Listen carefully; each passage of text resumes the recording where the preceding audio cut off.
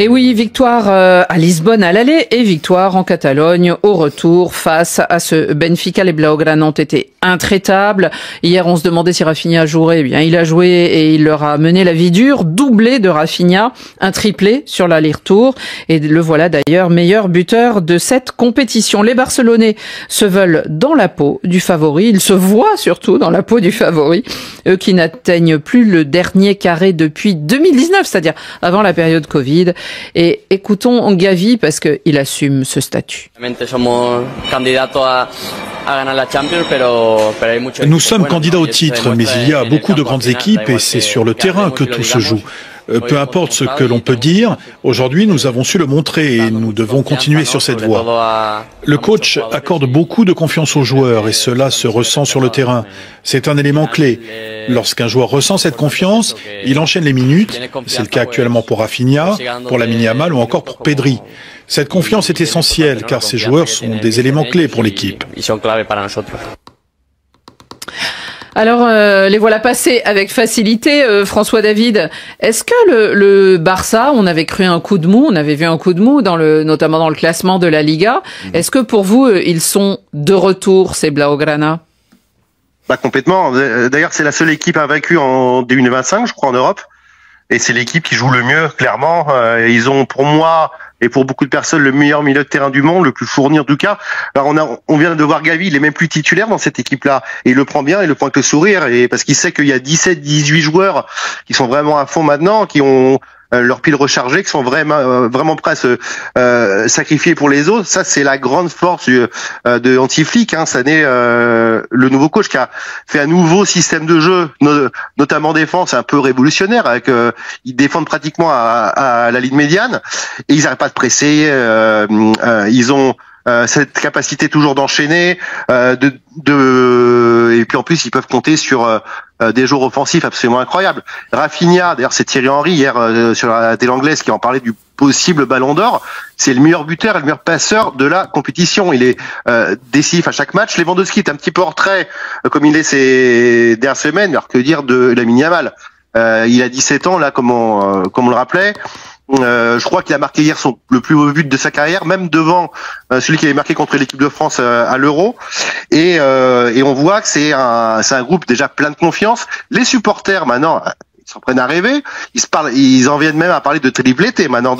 On gagne le championnat, la Ligue des Champions et la Coupe du Roi. Il y a un vent d'optimisme incroyable à Barcelone. On parle pas beaucoup de ce Barça finalement parce qu'ils jouent pas des grosses équipes, à part le Real.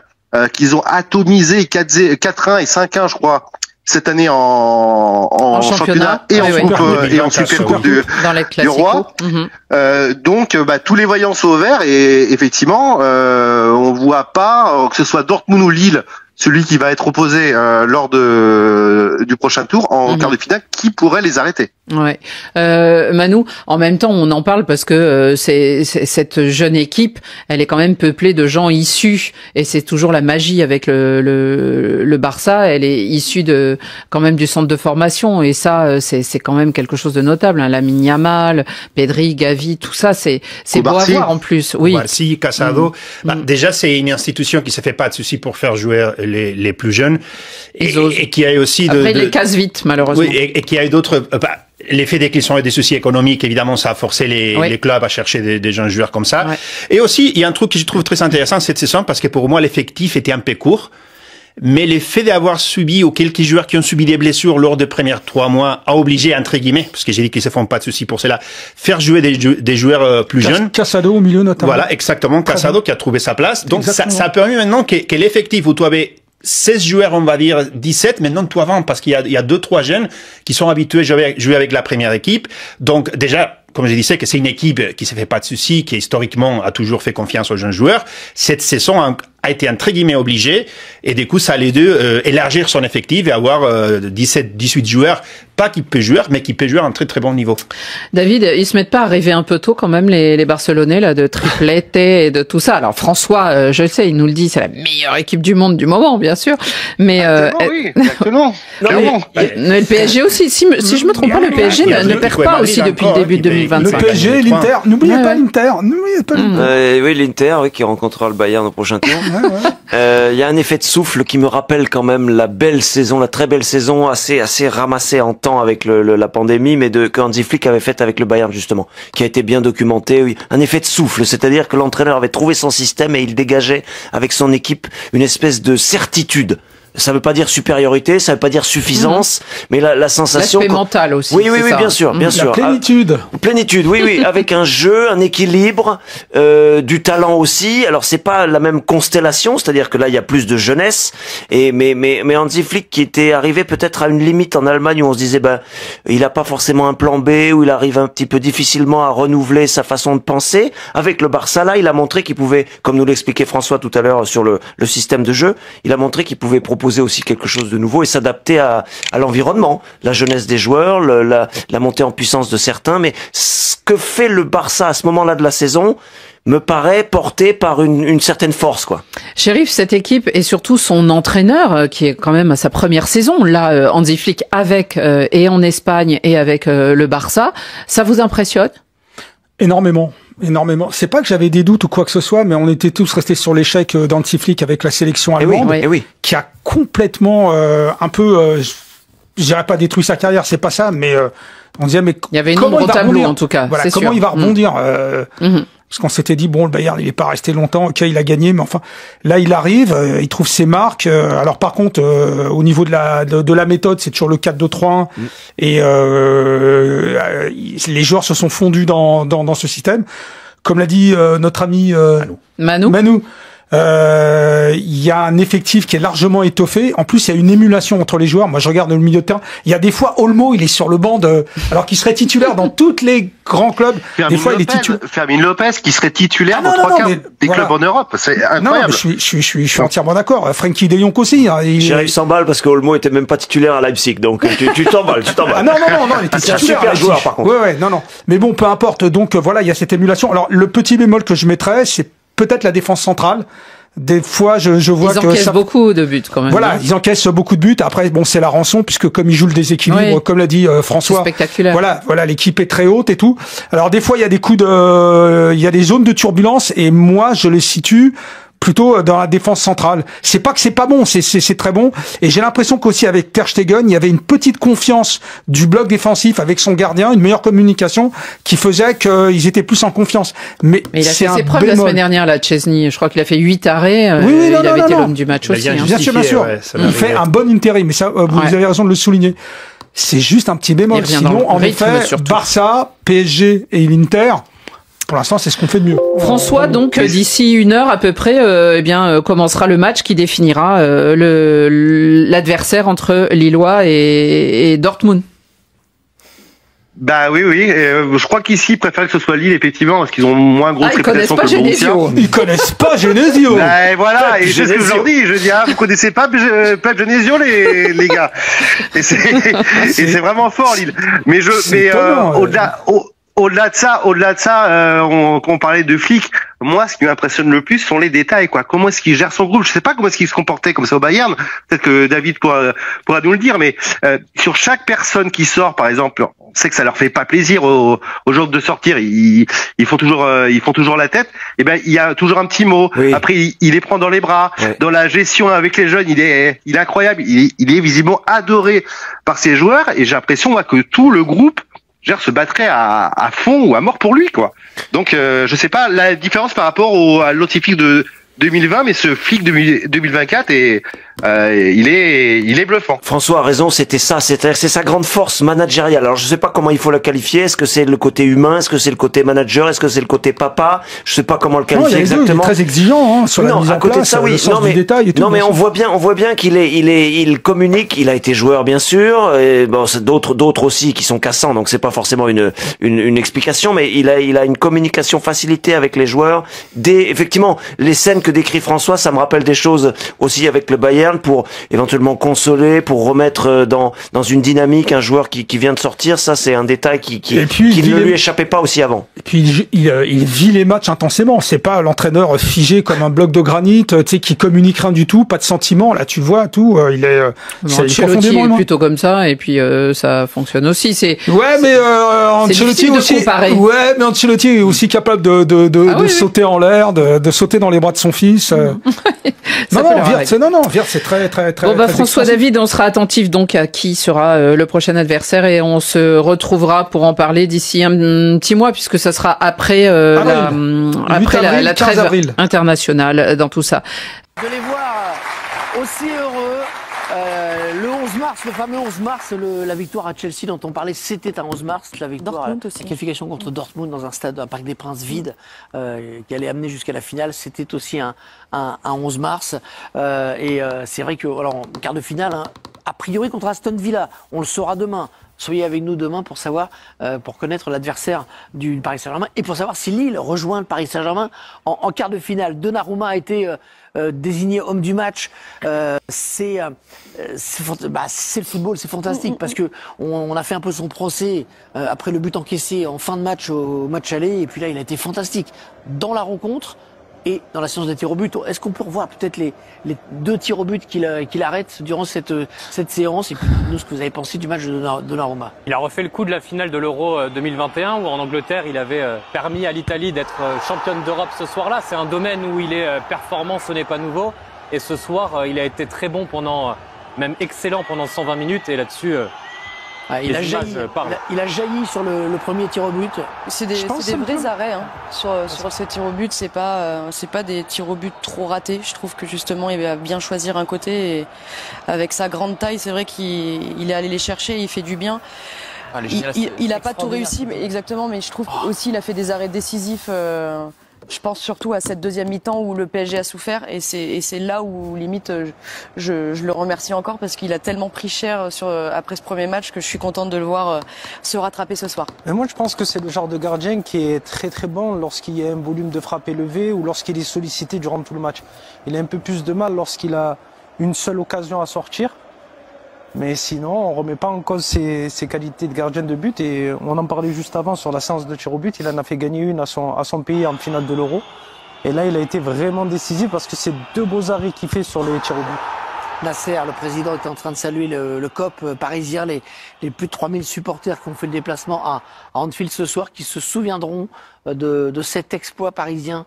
Il y a tout, dans un stade. Il y a tout dans cet exploit. Ouais. On souligne pas assez le travail aussi. Ils ont été héroïques, même défensivement. Ça a les été joueurs énorme. offensifs qui ont fait un travail. Exactement, mais de toute façon, ça sourit toujours à l'équipe qui en a montré le plus. Mais je trouve que défensivement, cette équipe-là a été monstrueuse. Et dans cette séance de tir au but, au-delà de Donnarumma, même la sérénité dans les tireurs, parmi les tireurs parisien, Marquinhos en parlait, mais cette équipe elle a moins de 25 ans de moyenne d'âge, des 16 équipes là, qui restaient en 8e de finale de la Ligue des Champions. C'est l'équipe la plus jeune, et elle a vraiment montré un calme ce soir dans un stade hostile avec une énorme ambiance, on l'a entendu encore en prolongation, où jamais personne n'avait réussi à renverser Liverpool dans toute son histoire en Coupe d'Europe. Ça va vraiment entrer dans la légende du club. David. Performance XXL, rien à dire, maturité, franchement dans les moments difficiles ils ont su courber les chines et laisser passer le temps. Ils ont réagi comme il fallait. Luis Enrique a fait un travail. Il a été décrié au début dans certains de ses choix, mais quand on voit l'état de l'équipe aujourd'hui, elle est forte, elle est vraiment costaud. Donc chapeau aussi à lui. On se faisait la réflexion sur le pédigré des joueurs qui sont rentrés. Beaucoup moins prestigieux que ceux de Liverpool, mais à l'arrivée qui ont beaucoup plus pesé sur les prolongations. Et je pense que c'est ça aussi l'élément marquant ce soir, c'est qu'au moment des changements, on se dit ah ouais, quand même Liverpool ils ont Gakpo, et on voyait des bons joueurs rentrer pour Paris, mais en fait on se rend compte que la gestion d'Enrique elle a été payante finalement ce soir, parce que les joueurs qui sont rentrés ils ont l'habitude de jouer dans le collectif, et la prolongation elle a été nettement à l'avantage de Paris, parce que des joueurs peut-être moins prestigieux se fondent totalement dans le collectif, parce qu'ils jouent souvent aussi en Ligue 1, que la rotation elle marche bien, la concurrence elle est saine, et ça c'est vrai que c'est tout le mérite du coach Luis Enrique. On voit le tir au but victorieux de Désiré Doué, qui a fait une entrée magistrale, qui aurait pu marquer en prolongation. Il a eu 2 frappes qui sont passées à quelques millimètres du poteau. Oui, ça aurait pu être le héros avant même la séance de tir au but. Il est dans la ligne droite de ses performances depuis quelques semaines et mois maintenant. Désiré Doué, et Doué, je trouve, résume aussi la progression de cette équipe-là. C'est un joueur qui, quand il est arrivé de Rennes, était très timoré en début de saison. Il a mis 3-4 mois. Exactement. Et ensuite, il a pris son envol lors d'une entrée en jeu en Ligue des Champions où il avait été décisif. Et il est métamorphosé. Moi, je suis admiratif de ce que fait le Paris Saint-Germain. Ils avaient fait naître chez moi de l'optimisme après l'aller. Il en faut quand même pour me rendre optimiste. Mais franchement, mais ce qu'a fait Luis Enrique, c'est le moment pour moi de manger mon chapeau. Je veux dire, il les a métamorphosés. Il y a le travail d'un entraîneur qui est prégnant, que l'on voit, la métamorphose de certains joueurs, la progression de Dembélé, de tous ces mecs-là. C'est incroyable, incroyable ce qu'ils ont réalisé. Bravo. Ouais, non, on l'a tous critiqué, Luis Enrique. On n'aimait pas sa communication, on n'aime toujours pas sa communication.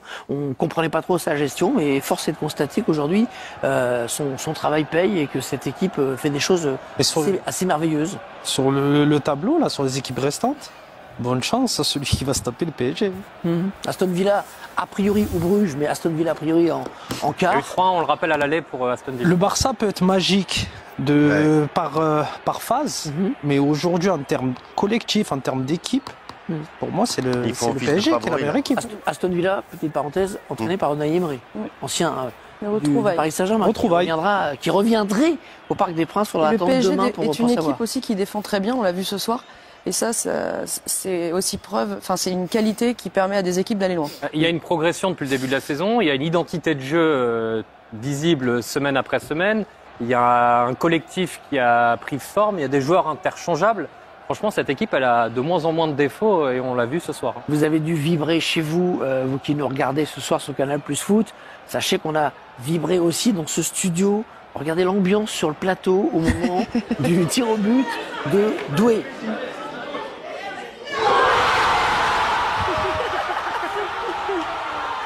Oui, c'est vous. Voilà.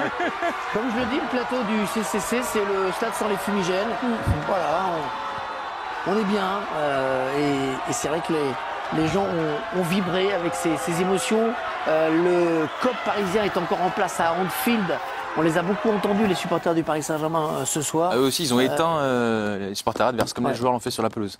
Et une pensée aux autres qui ont été virés du stade aussi. Oui, parce que Jérémy Ménez, vous dites, a été viré du stade, c'est ça ? Oui, il était il a vu le match à l'hôtel. Ils leur ont demandé si c'était des Français. Ouais. Et lorsqu'il a répondu, ils lui ont dit pour sortir du stade. Pour avoir subi ça à Chelsea il y a quelques années, c'est vrai qu'ils s'en tirent. À la 70e minute, dans les tribunes comme ça, vous êtes Français, on vous vire, soi-disant que vous n'êtes pas en sécurité. Et vous avez reconnu ? Alors que les gens, non, pas du tout. Hervé Matou.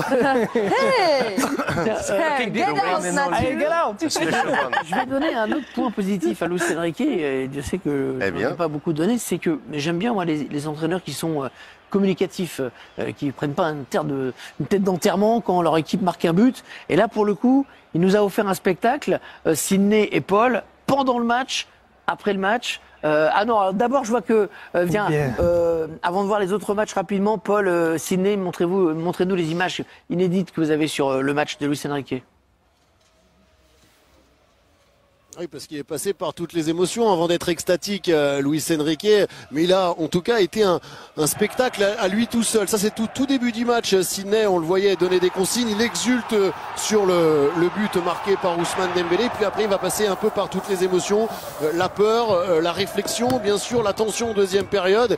Et puis, finalement, la joie à la fin. Il a maîtrisé, lui aussi, son match de son côté. Oui, là, on n'avait pas l'habitude, peut-être, sur cette joie de fin de match. Mais pendant le match, c'est un entraîneur qui est expressif, qui essaie toujours de trouver des solutions avec ses adjoints, il est toujours dans la communication avec les mains, et je trouve que ça c'est intéressant parce que ça rejaillit sur ces joueurs finalement et ils arrivent à l'accepter. Alors des fois ça peut avoir un côté négatif quand ça peut vous inhiber, et là du coup pour le Paris Saint-Germain, pour cette équipe là, ça les rend meilleurs et ça les aide. Il est en train de réussir sa mission avec le Paris Saint-Germain, son équipe est complètement transformée et pour le coup maintenant il y a une vraie identité Luis Enrique. Regardez ces images, regardez cette énergie qu'il transmet à ses joueurs avant finalement d'être au 7e ciel lui aussi, l'entraîneur du Paris Saint-Germain qui a rendu une copie parfaite ce soir. Superbe ces images, quelle tension, Quelle tension sur le banc quand on vit des moments comme ça. C'était belle, c'est absolument magnifique. Beaucoup d'authenticité, je trouve, dans ce qu'il vit, ce qu'il dégage, etc. On sent que l'émotion, elle n'est pas feinte, la joie, elle est totale, et dans les mots qui sont les siens, il n'y a pas de revanche non plus. Parfois, on peut profiter d'une belle victoire pour dire je vous avais dit, nanana. Il est dans l'émotion, la description de ce qu'il a réussi. C'est parfait. Il est sûr de lui. On reviendra en longueur et en image dans le CFC sur ce match des Parisiens qui donc affronteront a priori Aston Villa. On le saura demain. Demain, on verra également si Lille se qualifie. J'en profite juste, petite parenthèse, pour associer à la réussite de ce match l'arbitre, Monsieur Kovacs. J'ai trouvé absolument formidable dans sa gestuelle, dans ses décisions, dans tout. Il dans sa pédagogie avec les joueurs. Du début à la fin. Lille. Les supporters de l'Atlético de Madrid doivent se penser maudits ce soir. Eux qui, une fois de plus, sont tombés sur leurs voisins du Real. On se rappelle de cette finale 2016 qui s'était terminée aussi au tir au but.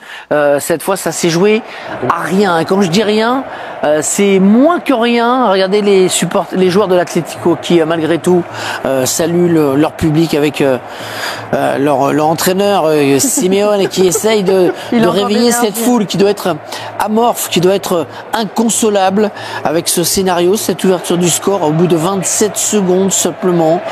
Le match qui a été long, qui a été heurté, qui a été équilibré. Vinicius qui a raté un penalty durant le match qui aurait pu coûter cher. Donc il arrête son cinéma lui aussi. Mais à l'arrivée, c'est un peu too much, c'est pas très classe. Il faudrait peut-être un peu plus de pudeur après une victoire. Puis de poser les cuissons du Real au sol. Je préfère quand il joue au foot, lui. Allez, restons un petit peu sur cette joie, et puis on va vous montrer quand même des images de ce penalty. Je suis même pas sûr que beaucoup de gens au stade aient saisi sur le moment que l'arbitre avait bien annulé ce penalty frappé par l'Argentin Alvarez. Il a glissé, ça on l'a vu, mais on va s'apercevoir qu'effectivement ce ballon a été touché. Gauthier 2 fois successivement.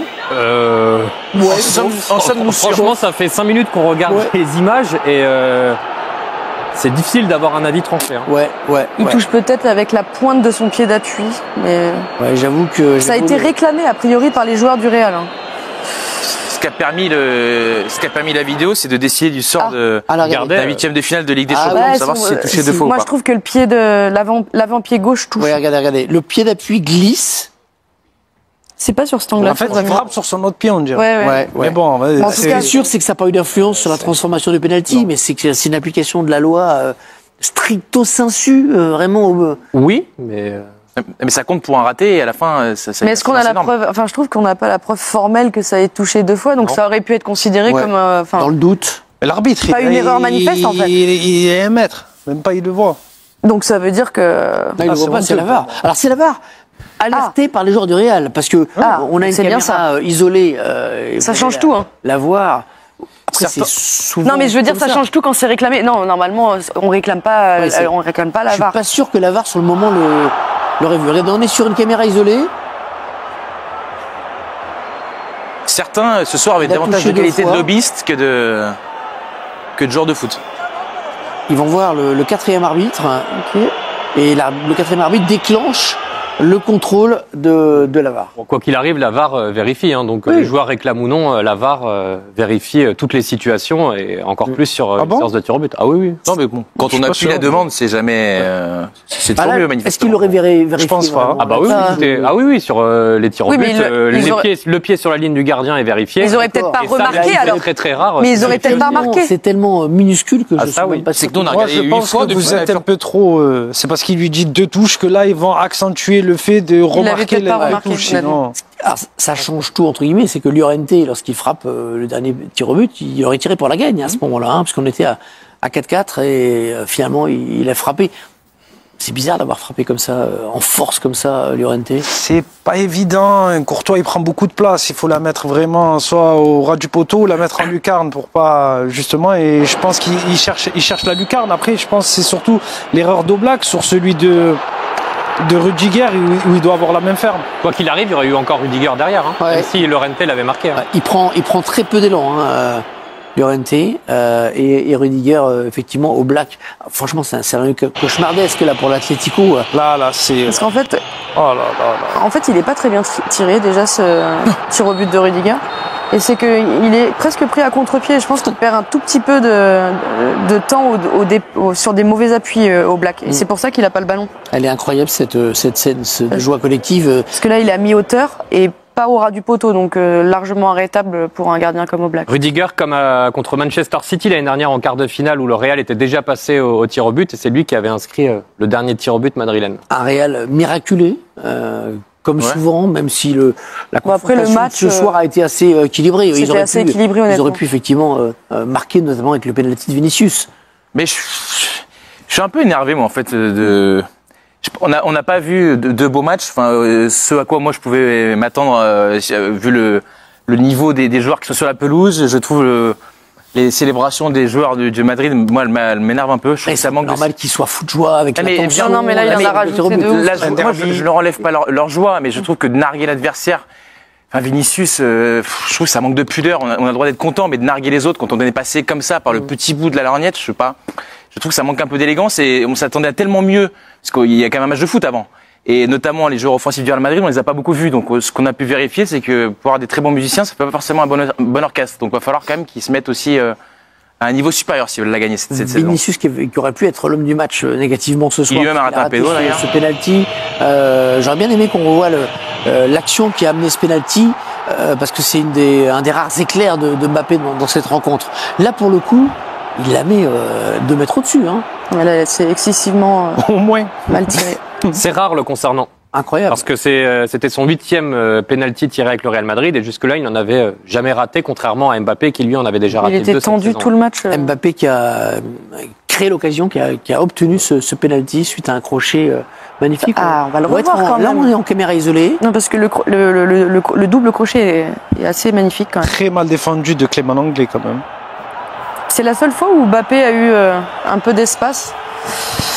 Parce qu'il a été sevré complètement ce soir d'avoir des espaces et c'est vrai qu'il en a bien profité. Après, pour moi, pour un joueur de ce gabarit, entre guillemets, enfin de ce talent-là, de ce calibre, pardon, c'est ce mot-là qui est plus juste. Ouais. Le match de ce soir est pas suffisant, même s'il n'a pas d'espace, etc. Je pense il aurait dû plus peser. Et celui de l'aller aussi. Et là, regardez, c'est sa réaction sur la frappe de Vinicius. C'est son crochet intérieur gauche qui est magnifique. Il s'ouvre l'espace pour aller chercher le penalty. Hein. Non, le crochet est magnifique. Après, je trouve que Clément Lenglet n'a pas la bonne position. Il se rend pas compte qu'il est dans la surface parce que c'est une faute grossière. Ah ouais, la faute est grossière. Hein. C'est clair. C'est clair. Ça va trop vite. Le Real qualifie une fois de plus. Oui, c'est la 13e fois en 15 ans que le Real est dans le top 8 de la Ligue des Champions et on sait que très souvent, ça ne s'arrête pas en quart de finale. Le Real qui aura pour adversaire, a priori, on va le savoir dans un instant, Arsenal. Sans trop se mouiller. Sans trop se mouiller, après avoir gagné 7-1 à l'extérieur, ils sont éliminés au retour. C'est qu'on a raté un match de fou, là. Il y a des chances. David, Christophe, avant de vous montrer les images des autres matchs, un petit mot de conclusion de votre part.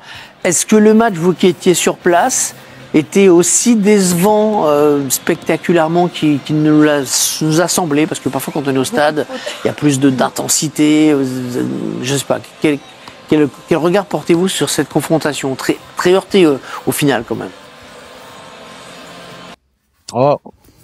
On a le même regard que vous, hein. De toute façon, c'était un bras de fer psychologique avec 2 styles bien connus. Ce qui est assez étonnant, c'est que d'habitude le Real s'en remet à l'un de ses fantastiques. Voilà, pas du tout. Ça n'a pas été eux. Donc, elle est difficile à cerner quand même, cette équipe du Real. On se demande à chaque fois comment elle a réussi à s'en sortir. Ouais, c'est ça qui est assez incroyable avec cette équipe, c'est que on les sent pas vraiment au-dessus. Et c'est pas la première fois depuis le début de la compétition hein, où ils sont en difficulté. Alors, ils sont tombés face à un faible City la dernière fois. Le match retour a été bien plus intéressant, mais sur les 2 matchs là, on n'a pas senti un Real très au-dessus, une équipe de l'Atlético qui avec ses moyens a vraiment bien répondu présent. Alors on a été gratifié de très beaux buts au match aller. Là ça a été rapide, mais après il y a eu de l'intensité dans la fin du match, c'est un peu monté en puissance à la fin de la rencontre. Mais finalement, c'est vrai que dans la globalité, c'est un peu décevant. Mais on le disait pour les Allemands avant, maintenant c'est à chaque fois pour le Real, c'est eux qui passent tout le temps. Merci les amis, rentrez bien. On va maintenant vous faire plaisir, vous qui êtes devant votre téléviseur encore à 23h56. On va vous bombarder d'images, vous montrer toutes les images de la soirée assez rapidement. Avec pour commencer la grosse déception du jour pour Lille, qui a été éliminée à domicile par le Borussia Dortmund, Lille qui était ressorti d'un match en Allemagne, match aller sur le score de 1 partout. Ça n'a pas suffi cet après-midi. Est-ce qu'on a les images ? Est-ce qu'elles peuvent venir, les images ? Bah là, c'est vous, mais ce serait bien. Avec une ouverture du score pourtant des Lillois sur ce raid d'Ismaili et l'erreur du gardien sur la reprise de Jonathan David. Ça faisait 5 minutes seulement qu'on jouait. Ça commençait très bien. Ça ressemblait à un beau rêve pour les Lillois avec, allez, je dis 10 minutes, mais c'est 5 bonnes minutes, je trouve, avec une bonne intensité, des bonnes intentions et on est vite retombé. Ils auraient pu marquer un deuxième but avec une tête qui est passée juste à côté. Et en seconde période, il va y avoir ce coup de sifflet pour cette faute sanctionnée sur Guirassy. Charge plutôt au niveau des jambes que la poussette qui nous paraît loin d'être évidente. Penalty sévère en tout cas, transformé par Can. 1 partout, ça venait conclure une grosse période de domination des Allemands. Oui, les Allemands ont dominé, ont mérité sur ce match-là. Les Lillois ne l'ont pas joué ce match et les Allemands ont mérité de gagner ce match de 1, même si le pénalty est très sévère. Et puis le but de la victoire sur ce mouvement côté gauche et cette frappe dans la lucarne magnifique de Baer. Lille n'a pas joué ce soir, n'a pas vraiment défendu ses chances, est passé à côté de son rendez-vous qui était un rendez-vous important puisqu'il aurait permis de passer pour la première fois en quart de finale de la Ligue des Champions. Avant de vous montrer le futur adversaire du Paris Saint-Germain, Clément Langlais, le Français de l'Atlético, est avec Margot Dumont. Clément, c'est toujours dur de perdre sur une séance de tir au but, mais d'autant plus quand il y a un scénario comme celui-là. Comment vous l'avez vécu, vous, sur le terrain, et notamment ce double contact de Julián Álvarez ? C'est assez difficile, forcément. On ne s'attendait pas à ce que le pénalty soit refusé, finalement. Pour mon cas, en tout cas, c'est la première fois que je vois ça sur un match officiel, donc c'est assez surprenant, mais ça fait partie des règles et on voit que finalement le football, ça se joue sur très peu de détails, sur des détails importants, et là sur une glissade de Julián, on se retrouve éliminé ce soir. Vous comprenez ce qui se passe si vous le dit l'arbitre rapidement, parce qu'il y a un moment de flottement à ce moment-là. On voit qu'il écoute à l'oreillette, donc je pense qu'il y avait quelque chose qui était checké. Je ne sais pas ce que c'était exactement, mais après on s'est vite douté que c'était un double contact de Julián sur la frappe. Donc voilà, c'est frustrant. On va travailler parce qu'il y a encore des matchs à venir et on va essayer de se relever de ce coup derrière la tête, parce que forcément on espérait beaucoup mieux, et au vu des 2 matchs qu'on a fait, je pense qu'on méritait mieux. Merci Clément, merci beaucoup. Clément Langlais, le joueur français de l'Atlético de Madrid. Petite réaction de Bruno Genesio, gardien également, je vais y arriver, il est un peu tard, l'entraîneur de Lille, au micro de Laurent Pagadelli. On a voulu quasiment faire de la conservation alors qu'il restait quasiment une mi-temps. Eux ont mis un gros contre-pressing, il fallait jouer peut-être un peu plus au large, un peu plus dans leur dos, plutôt que de jouer à l'intérieur du jeu et se faire contrer comme on l'a fait. Et puis après, s'il y a pénalty sur Serhou Guirassy, il faudra m'expliquer comment il n'y avait pas pénalty sur Barcola il y a 15 jours. Voilà. Mais voilà, c'est quand même un fait de jeu malheureux, mais qui est très très important, même si sur la deuxième mi-temps, on a été dominé et que c'est pas immérité. On avait évoqué effectivement la poussette de Konaté au match aller entre Liverpool et Paris. Ils nous regardent tous en fait. Comment ? Ils nous regardent tous en fait. Oui, ils piquent toutes nos phrases. Non mais même Benjamin André, c'est... Salut à tous, cette nouvelle formule de la Ligue des Champions rabat toutes les cartes. Ça remet tout à zéro, ça remet tout à plat. Bonjour, bienvenue à tous. Merci de regarder cette vidéo. On parle bien sûr de ce match d'anthologie entre Liverpool et le PSG, le Paris Saint-Germain. Un Paris Saint-Germain sans Kylian Mbappé. Qu'est-ce qui s'est passé? Un Liverpool qui était tout feu, tout flamme. Liverpool qui était sur le toit de l'Europe. Liverpool, qu'on disait, il s'était reconstruit rapidement depuis le départ de Klopp. Qu'est-ce qui s'est passé réellement dans cette équipe de Liverpool? Le match était dantesque. Alors, n'oubliez pas, abonnez-vous si vous regardez cette vidéo pour la première fois. N'oubliez pas, abonnez-vous, activez la cloche de notification pour ne rater aucune autre de mes vidéos. Sur cette chaîne, on parle de sport, on parle d'actualité. C'est une chaîne généraliste, voilà. Mais je vois que vous aimez bien cette playlist de sport, on va en faire davantage. On parle donc de ce match d'anthologie. Tout le monde disait que Liverpool allait écraser le PSG. Surtout après ce match aller où le score était de 1-0. C'était très bien parti pour Liverpool. Et c'était mal embarqué pour le PSG. Surtout, aller défier les Reds à la Mercey, en Angleterre, à Liverpool. C'était une mission presque impossible. C'était une mission presque impossible, les amis. Il faut se dire la vérité. Le PSG a réalisé un exploit, surtout un PSG post-Kylian Mbappé. Un PSG post-Kylian Mbappé, il faut dire les choses telles qu'elles sont. Un PSG post-Kylian Mbappé. Parce que oui, c'était lui la star de l'équipe. Aujourd'hui, il n'est plus là. Enrique avait dit, franchement, l'équipe elle est forte et tout. Il a été super critiqué en France. Il est sur le qui-vive. Tout le monde attend sa moindre erreur, sa moindre faute. Alors décidément, cette séance en fait, ces huitièmes de finale, ces matchs à élimination directe se terminent tous au tir au but. Là, on est dans une séance de tir au but là entre l'Atlético Madrid et le Real Madrid. C'est Mbappé qui va s'avancer.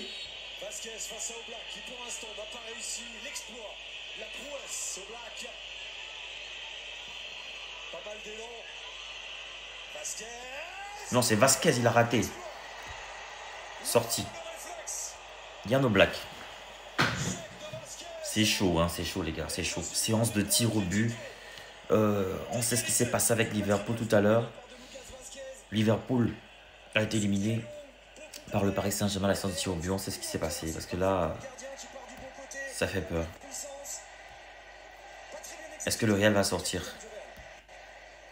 Est-ce que le Real va sortir?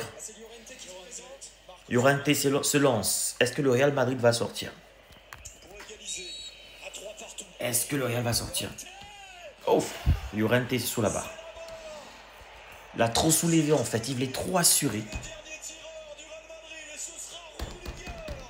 Rudiger, le dernier tireur. Si Rudiger marque, c'est fini. Si Rudiger marque, c'est fini.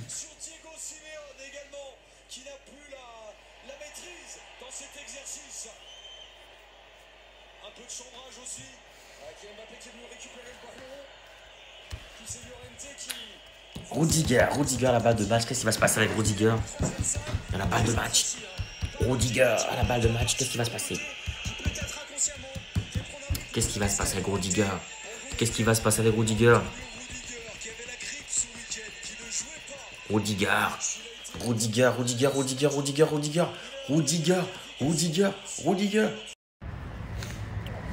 Les gens ont la mémoire courte. Les gens oublient que Luis Enrique, c'est lui qui a renversé, c'est lui qui a fait une remontada incroyable avec le Barça.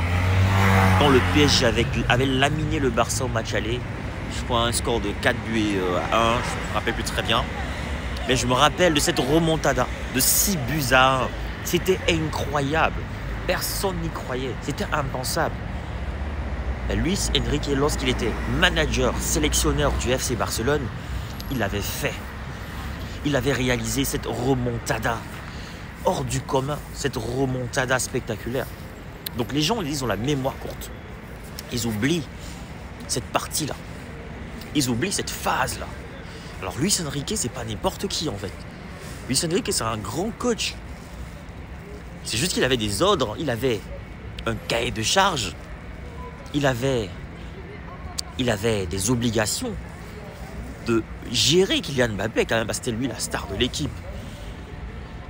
Lui, c'est lui qui a géré des stars. Il a géré Messi, il a géré Suarez, il a géré Neymar. Il n'a pas peur des stars. Mais c'est un coach qui aime la construction. C'est un coach qui aime la baballe en fait, le jeu de la baballe. C'est un coach qui aime le jeu léché en fait.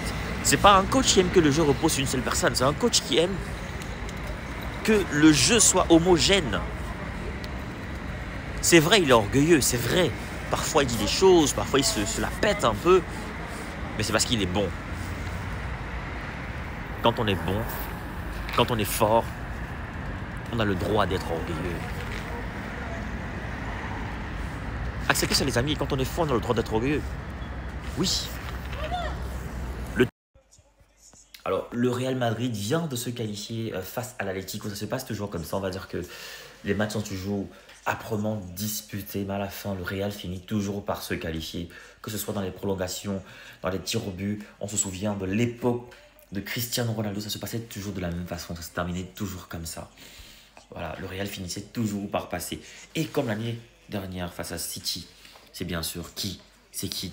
Comme face à City, c'est Rudiger, Antonio Rudiger qui vient qualifier le Real Madrid. Incroyable, incroyable. C'est très très disputé. Je pense que le nouveau format de la Champions League amène plus de compétitivité. Ça crée du désordre, ça crée un chamboulement, mais au finish, ça crée plus de compétitivité. Il y a du désordre et du chamboulement, mais à la fin, il y a de la compétitivité. Il y a des grosses affiches très tôt. C'est vrai que c'est des affiches comme on aurait pu avoir en finale, hein, comme celle de Liverpool PSG. Mais ça met de la langue, du piment. Dès les huitièmes, on sent que ça va être chaud jusqu'à la fin, quoi. Et n'importe quel gros, n'importe quel mastodonte, n'importe quel géant peut tomber. On sent que n'importe qui peut tomber. Personne n'a sa place assurée au soleil. N'importe qui peut tomber, peut chuter.